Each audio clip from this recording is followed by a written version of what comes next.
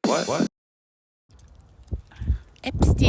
Epstein is al wat jy hoor elke dag. Jy hoor die Epstein files dit. En so, dit was nou nogal interessant. So hier is die e-mail, die invitation na die ete toe in Londen. Om te hoor dat Jacob Zuma se naam het nou opgekom in die Epstein files.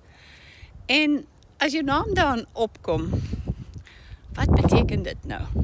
Dit beteken nie rarig soveel nie, want ek meen, elke mens het 'n lewe. En ewen al kom jou naam voor, beteken nie dat jy enigiets verkeerd gedoen het nie, reg? So, maar ons weet van Jacob Zuma dat sy naam het opgekom. Hy het 'n uitnodiging gehad, blykbaar in Londen, na 'n private ete daar by 'n hotel of so iets, as 'n gas. En die kommunikasie wys in die Epstein file. Dis al. So mense sê dat dit is so verskriklik.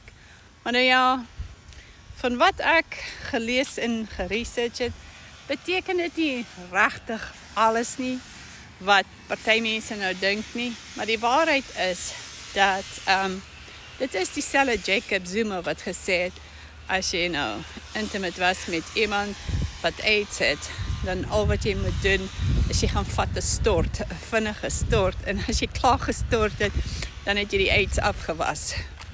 HIV. So ek meen, dit is natuurlik belaglik. So wie weet, niemand weet nie, so dis maar al wat ek sou sê. Ek sou nie weghardloop met daai inligting en sê, o, die of daai nie.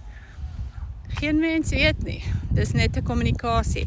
Elke mens wat sy naam daarin genoem is nie noodwendig 'n krimineel of 'n slegte mens nie. Maar dit maak mens wonder.